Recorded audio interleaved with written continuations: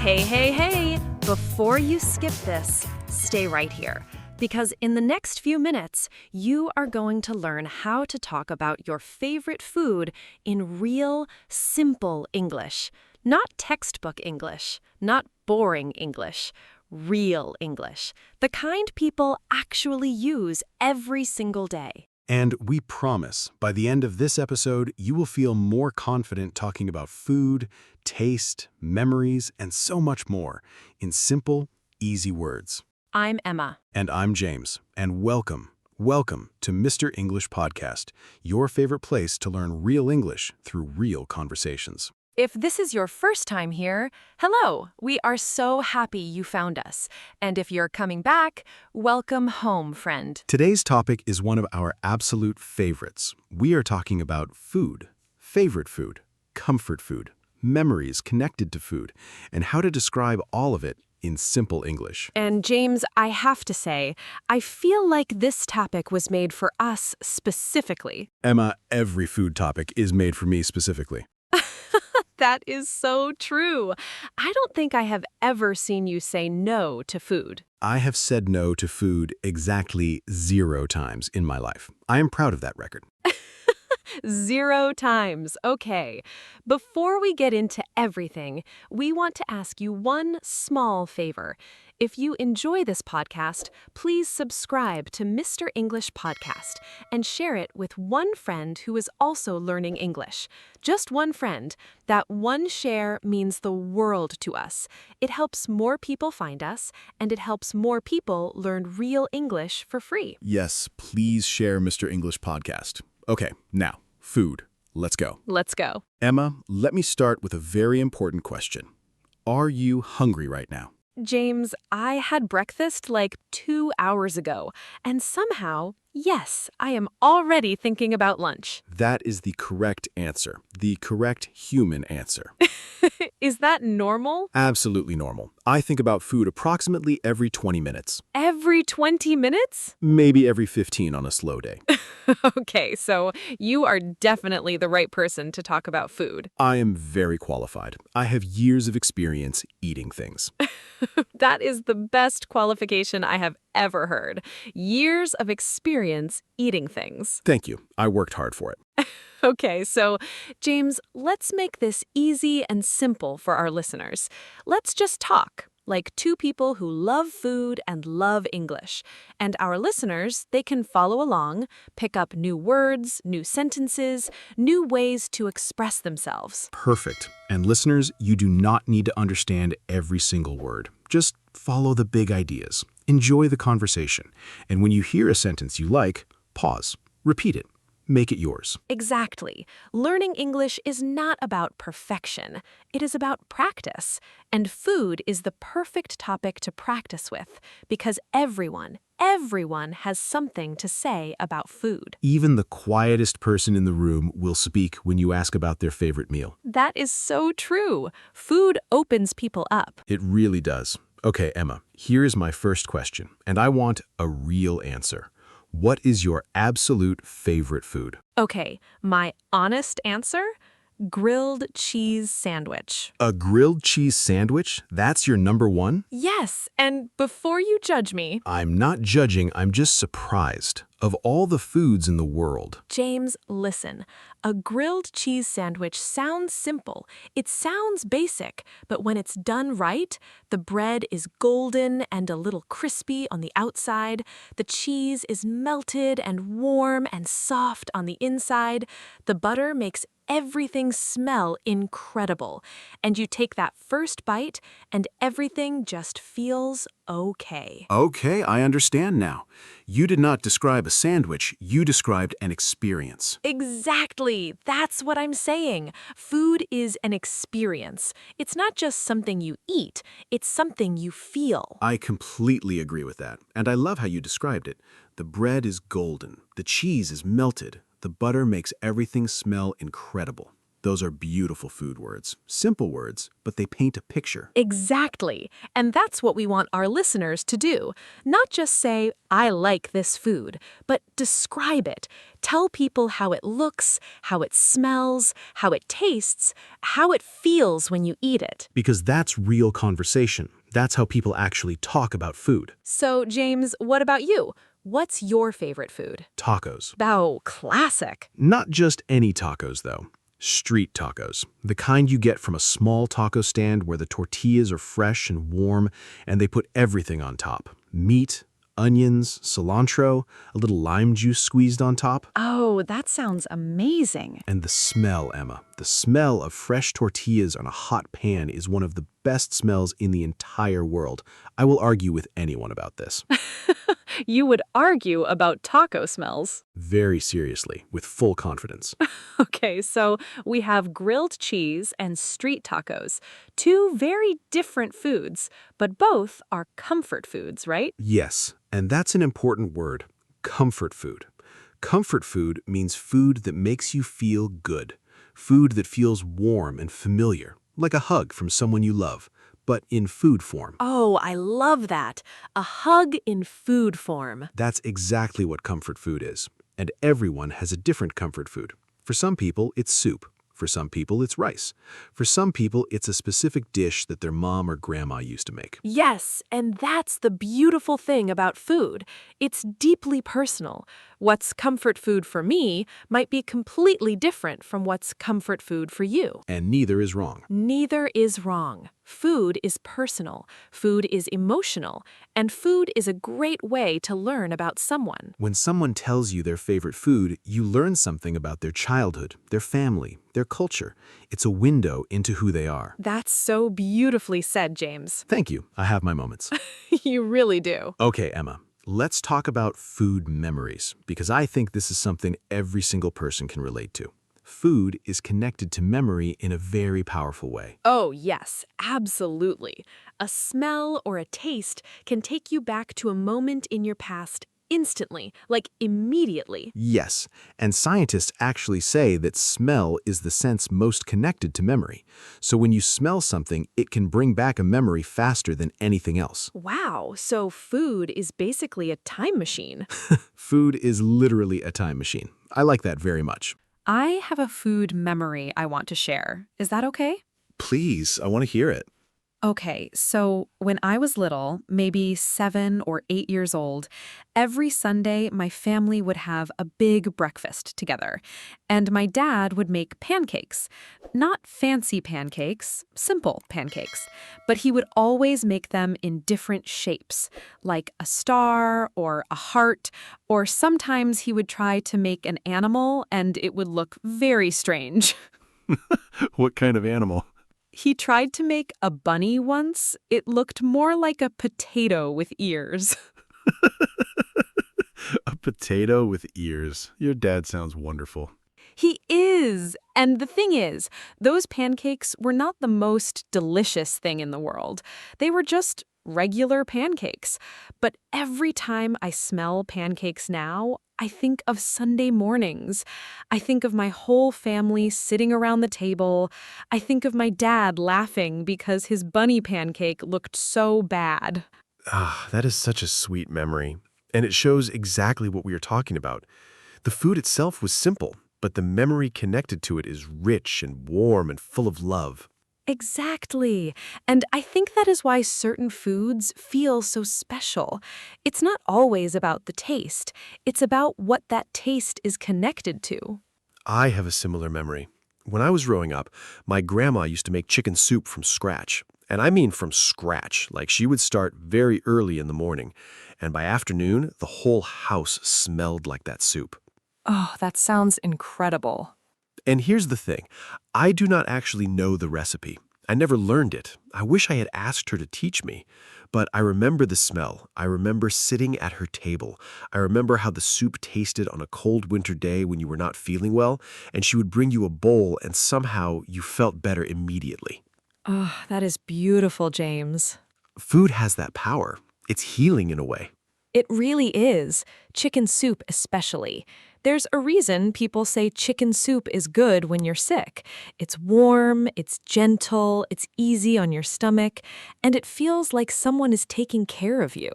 Yes, like the soup itself is saying, rest, you'll be okay. The most comforting soup message ever. And listeners, you can share your food memories too. What food makes you remember something from your childhood? What food makes you think of family? We want to hear your stories. Yes, share your food memory in the comments and subscribe to Mr. English Podcast so you never miss a new episode. Okay, let's talk about something a little different now. Let's talk about taste, because when you describe food, one of the most important things to talk about is how it tastes. Yes, and in English we have so many words to describe taste, but let's keep it simple and focus on the most common ones. Perfect. Let's start with sweet. Sweet. This is easy. Candy, cake, fruit, chocolate, honey, all sweet. Then we have salty.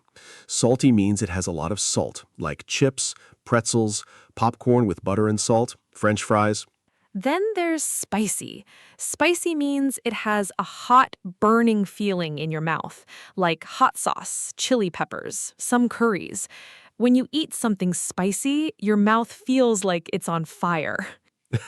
And then your eyes water and you say, this is so good while suffering. Exactly. That's the spicy food experience in one sentence. Then there's sour. Sour has a sharp, tangy taste, like lemons, limes, vinegar, some pickles. When you eat something very sour, your mouth kind of scrunches up. And then we have savory. Savory is a very useful word. It means the food is salty or has a strong, rich flavor, but it's not sweet. Pizza is savory. Grilled meat is savory. Soup is usually savory. Cheese is savory. And then there's bland. Bland means the food has very little flavor. Not sweet, not salty, not spicy, just kind of flat and boring, like plain rice with nothing on it, or food that needed more salt or spice but didn't get it. Bland food is a sad thing, Emma. It really is. Food deserves to have personality. Food with personality. I love that. Because think about it, the difference between food that tastes amazing and food that tastes boring is often just one small thing. A little more salt, a little garlic, some lemon juice, a spice you didn't expect. That's so true. I once had a very bland pasta at a restaurant. The noodles were perfectly cooked. The sauce looked beautiful.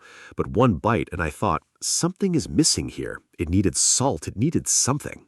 What did you do? I added everything on the table. Salt, pepper, some chili flakes, and then it was perfect. You fixed the restaurant's food yourself? I'm a problem solver. That's one way to look at it. Okay, so listeners, when you describe food, try to use these taste words: sweet, salty, spicy, sour, savory, bland. They make your description so much richer.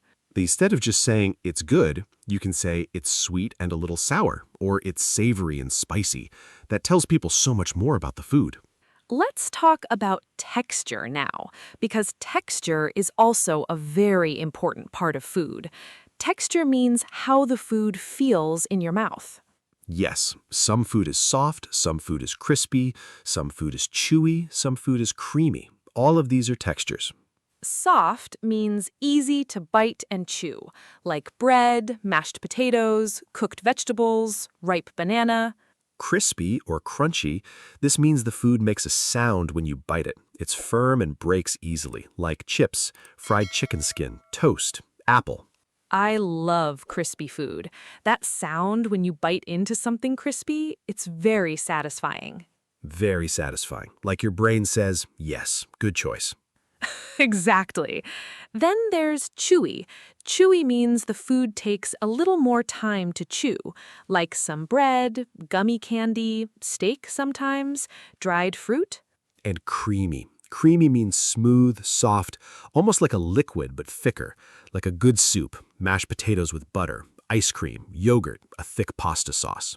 Creamy things feel very comforting, like they're gentle on your mouth. They are. Creamy food is very kind. Very kind food. I like that. I have a question for you, Emma. Which texture do you prefer, crispy or creamy? Oh, that's hard. Honestly, I think I prefer creamy most of the time, but I always want something crispy on top. Like a contrast. Yes, like creamy soup with crispy bread on the side, or creamy mac and cheese with a crispy baked top. That combination is incredible. The contrast of soft and crispy is one of the great achievements of cooking. Deeply agree. What about you? I am a texture person. I love crispy things. When I eat street tacos, I love when the taco shell is slightly crispy, but the filling inside is soft and juicy. So you get both, the crispy outside and the tender inside. Tender. That is another great texture word. Tender means soft and easy to cut or chew, usually used for meat. Like, this chicken is very tender. This beef is so tender. Yes, when meat is cooked for a long time, it becomes very tender. It almost falls apart. Falls apart. That is another expression. When meat is cooked so well that it breaks apart easily, we say it falls apart. And that is a very good thing. A very good thing. If someone says the meat fell apart, that is a compliment. A big compliment. Okay, let's talk about something I find very interesting. Different cuisines, different styles of food from different parts of the world. Yes, and the USA is one of the best places in the world to experience different cuisines because there are people from all over the world here, and they bring their food with them. That is one of my favorite things about living in the USA. You can find Mexican food, Chinese food, Italian food, Indian food, Japanese food, Ethiopian food, Lebanese food, all in one city. Sometimes on the same street, Sometimes in the same building. which is amazing. And for English learners especially, if you are in the USA, going to a restaurant with food from a different culture is a great way to also practice language. You read the menu, you ask questions, you describe what you ordered. It is very practical. I love that idea. A restaurant as a classwork. The most delicious classroom. Now, Emma, which cuisine besides American food do you love most? Mexican cuisine, without any question. Good answer. Why? Because of the variety. Like, Mexican food is not just tacos. It is tamales, enchiladas, pozole, chiles rellenos, elotes, churros. There's something for every mood. Something spicy, something hearty, something sweet, something fresh. And the flavors are so bold. So bold and fresh, like the use of lime and cilantro and fresh tomatoes and peppers. Everything feels alive. Food that feels alive. I know exactly what you mean. Like some food feels heavy and sitting there, but other food feels bright and fresh and exciting. Yes, Mexican food for me often feels very bright and fresh and exciting. For me, apart from tacos, obviously, I have a deep love for Italian food. Oh, classic. I know. But there is a reason Italian food is loved everywhere. It's because it's simple, but done very well. Like pasta with a good tomato sauce. That is maybe 5 ingredients. Tomatoes, garlic, olive oil, salt, some basil. But when those 5 things come together well, it's one of the most satisfying things you can eat. The magic of simple things done right. Exactly. And bread, Italian bread. Warm bread with olive oil for dipping. I could eat that every day of my life. That is actually something I will never say no to. Warm bread and olive oil. Right? It's perfect. It's simple. It's comforting. Comforting. There's that word again. So much food is about comfort. Because food is one of the most reliable comforts in life. It's always there. It doesn't cancel plans. It doesn't let you down. Food does not cancel plans. That is very true. Let's talk about eating habits now, because how people eat, when they eat, where they eat, is also part of food culture. Yes, and in the USA especially, food habits can be very different depending on where you're from, how you grew up, what your schedule is like. Some people eat 3 big meals a day, breakfast, lunch, and dinner. Some people prefer smaller meals more often throughout the day. I'm a 3 big meals person, with snacks between. So basically, you're just always eating. I prefer to think of it as consistent fueling. Consistent fueling. Okay. I actually eat smaller portions but more often. Like I might have a small breakfast, a light snack mid-morning, a medium lunch, another small snack in the afternoon, and then dinner. That sounds very organized. In theory, it's organized. In practice, the afternoon snack sometimes becomes a second lunch. Ah, yes, the second lunch situation. Very relatable. It just happens. These things happen. What about breakfast? Do you think breakfast is important? Yes, I really do. I feel so different on days when I eat breakfast versus days when I skip it. When I skip breakfast, by 11 in the morning, I can't think clearly. Same. My brain stops working without breakfast. It's like a car trying to drive with no gas. That's a perfect comparison. A car with no gas. And then when you finally eat, suddenly everything works again. The brain starts, the energy comes back, life is okay. Food fixes everything. Almost everything. A good meal can fix a lot. Emma, let me ask you something fun. Have you ever had a food experience that was really unexpected? Like you thought you wouldn't like something, you tried it, and you loved it? Oh, yes, absolutely. Okay, so I was invited to a friend's house for dinner, and her family is from Korea, and she made kimchi jjigae, which is a Korean kimchi stew. Oh, I love Korean food. And I was a little nervous because I had never eaten Korean food before, and I was worried about the spice level because I knew Korean food can be spicy, and I was not very good with spicy food at that time. What happened? She brought out this big pot, and the color was this deep, rich red. And the smell, James, the smell was incredible, like spicy and savory and warm and comforting all at once. That already sounds amazing. And I took a small, careful bite because I was nervous, and it was one of the best things I had ever eaten. The kimchi had this sour, fermented flavor. The broth was spicy, but also rich and deep. There was tofu inside that was soft and had absorbed all the flavors, and pork that was tender and juicy. Oh, stop. You're making me want to order Korean food right now. And from that day, I became a huge fan of Korean food because of that one experience, that one meal. That's the power of being open to trying new food. Your whole relationship with a cuisine can change from one bite. One bite. That's all it takes sometimes. I have a similar story. I used to think I didn't like sushi for a long time because I was nervous about raw fish. A lot of people feel that way at first. Yes, and then a friend took me to a really good sushi restaurant in California. And I said, okay, I will try one piece. Just one. Just one. Famous last words. Exactly. One piece became a full plate, and then a second plate, and then I asked if there was more. And now? Now sushi is one of my top 5 favorite foods. The fish is so fresh and clean, the rice is seasoned perfectly, the combination of flavors is so elegant and balanced. Elegant. That is a great word to describe sushi. It feels elegant. It does. Every piece is like a tiny, beautiful, delicious little gift. A tiny, beautiful, delicious gift. I love that. Let's talk about something that connects to food in a very emotional way.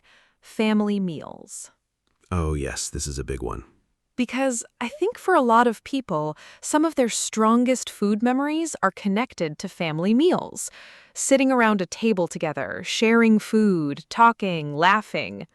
Family meals are about more than eating. They are about connection. Yes, and in many American families, holiday meals especially are very important, like Thanksgiving. Thanksgiving is one of the most famous food holidays in the USA. Oh, Thanksgiving dinner is serious business. Very serious. The turkey, the stuffing, the mashed potatoes, the gravy, the cranberry sauce, the green bean casserole, the pies.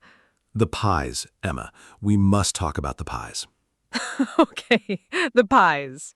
Pumpkin pie, pecan pie, apple pie. On a good Thanksgiving table, there are multiple pies. And everyone has their favorite. My grandmother always made pecan pie, and it was the best dessert I have ever eaten in my entire life. Sweet, but not too sweet. The pecans on top were slightly caramelized. The filling was rich and a little gooey in the best way.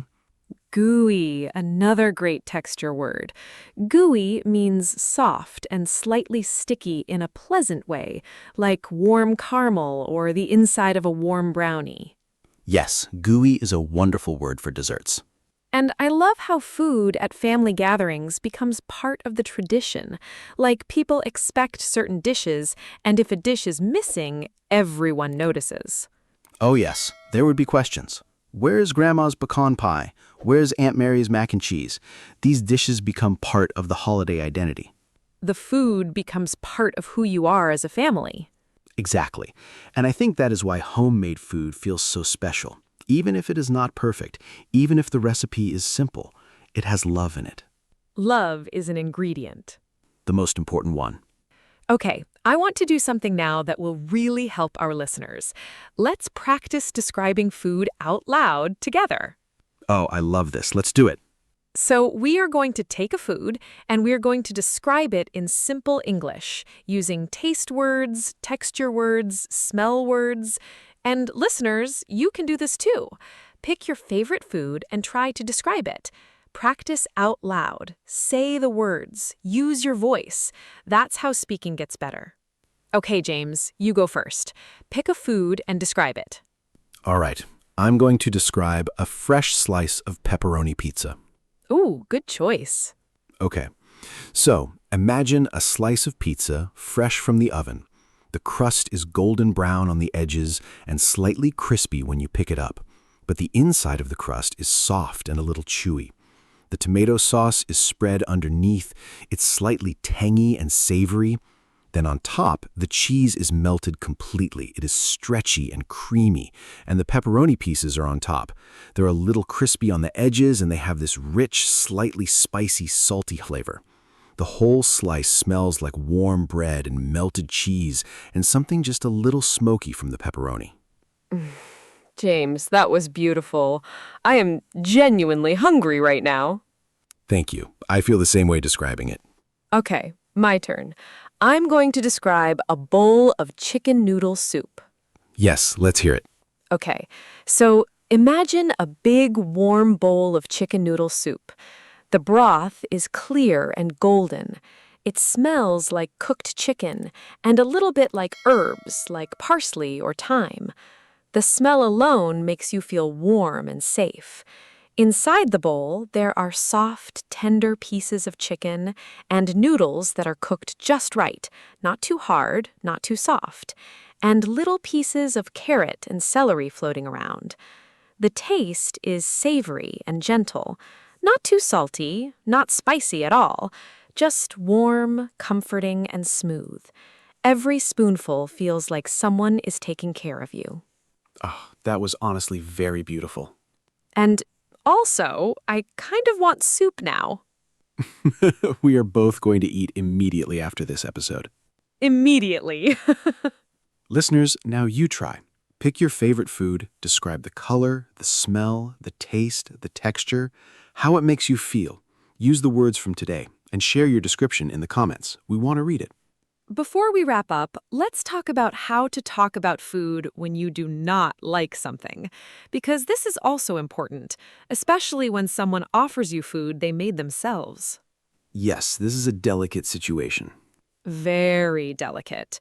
Because you don't want to hurt someone's feelings, but you also want to be honest. The polite way is very important here. So instead of saying, "This food is terrible, I hate it," which is very direct and can hurt feelings, Please do not say that to someone who cooked for you. please do not. You can say, "It's not really my taste," or "I usually prefer something a little spicier," or "I appreciate you making this, but I think I'm not a big fan of this ingredient." These are polite ways to express your opinion without hurting the other person. Another good phrase is, "It's interesting," said carefully. The word interesting said in the right tone can mean many things.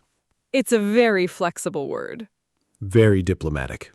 And sometimes the honest answer is, I think I need to try this a few more times. My taste buds need practice. I actually love that because it's true. Sometimes you try something new and you don't love it immediately, but after a few tries, your taste changes.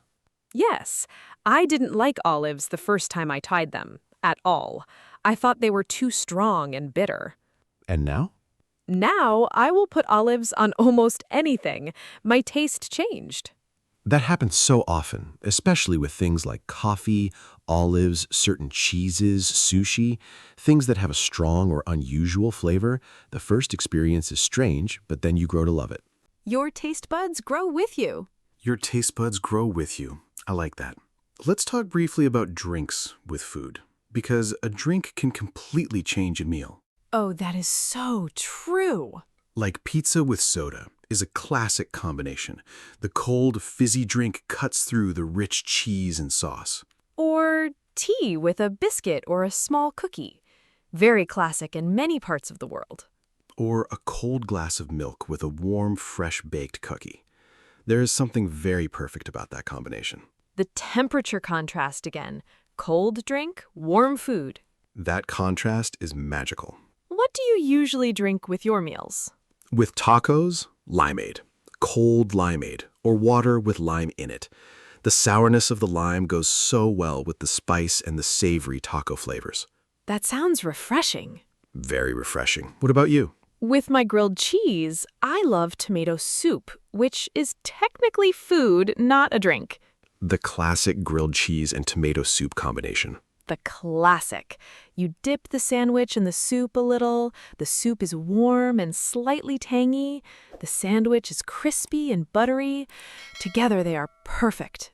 That really is a perfect combination. Simple, warm, comforting, and satisfying. All my favorite things. Okay, Emma, I have one last fun question. If you could only eat one food for an entire week, what would it be? Only one food for a whole week? For a whole week, every meal. Okay. I'm going to say rice. Because rice can be made in so many different ways. Fried rice, steamed rice, rice with vegetables, rice with beans, rice pudding for dessert. Rice is very flexible. That is a smart and practical answer. I would say eggs. Eggs! Same reason, flexible. Scrambled eggs, fried eggs, boiled eggs, omelets with different fillings, egg sandwiches. You can do so much with eggs. And eggs are very nutritious, too. Very nutritious, full of protein, good for energy. Okay, listeners, we want to hear your answer, too. What one food would you eat for a whole week? Tell us in the comments. We're going to read every single answer. Every single one. Before we say goodbye, let's do a very quick review of the food words we talked about today. Yes, a quick word review. Ready, listeners? Say each word after us. Comfort food. Comfort food means food that makes you feel good, warm, and safe. Savory. Savory means salty or rich in flavor, not sweet. Bland. Bland means food with very little flavor. Crispy. Crispy means firm and makes a sound when you bite it. Creamy. Creamy means smooth and soft, like a thick liquid. Tender. Tender means soft and easy to cut or chew, usually for meat. Gooey. Gooey means soft and slightly sticky in a nice way. Cuisine. Cuisine means a style of cooking from a country or culture. Aroma. Aroma means a pleasant smell, usually from food. Hearty. Hearty means a meal that is large, filling, and satisfying. Those are 10 wonderful food words. Use them, practice them, add them to your English. And use them to talk about your favorite food, not just what it is called, but how it smells, how it tastes, how it feels, and what memory it brings back. All right, we are getting close to the end of today's episode. And honestly, James, this was one of my favorite conversations we have had. Same here. Food always brings out the best in a conversation. It really does, because food is universal. Everyone eats, everyone has a taste, everyone has a memory connected to a meal. And it doesn't matter where you're from or what language you speak, food is something that connects all of us. That is a beautiful way to end this conversation. I tried. You succeeded. And to our listeners, thank you so much for being here with us today. Whether you're in the USA or somewhere else in the world learning English, we are so happy you chose to spend this time with us. Learning English does not have to be boring or difficult. It can be warm and fun and feel exactly like this conversation, like two friends talking about something they love. That's what Mr. English Podcast is all about. Real English, easy English, everyday English, through real conversations. So, if you enjoyed today's episode, please subscribe to Mr. English Podcast. It's free, it takes 2 seconds, and it means we can keep making episodes like this one for you. And please share this episode with one friend, just one person who is also learning English. Tell them, hey, I found this podcast. I think you'll like it. That one small share helps us reach more learners, and it means everything to us. And now, we have a question for you. We want to hear from you. What is your favorite food? And why do you love it? Tell us in the comments below. Use the words from today. Describe the taste, the smell, the texture. Tell us a memory connected to that food. We read the comments. We love the comments. Your stories make us smile every single time. And if you share a food description in the comments using today's words, that's real English practice happening right there in the comments section. No classroom needed. Just you, your words, and your love of food. The best kind of practice. All right, friends. Thank you for learning with us. Thank you for sharing your time. We will be back very soon with another episode. Until then, eat something delicious. Something warm and comforting. Something full of flavor. Something that makes you happy. And something that brings back a beautiful memory. Take care of yourselves. And remember, every English word you learn is one step closer to the conversation you want to have. Keep going. We believe in you. Bye for now. Bye, everyone. See you next time on Mr. English Podcast.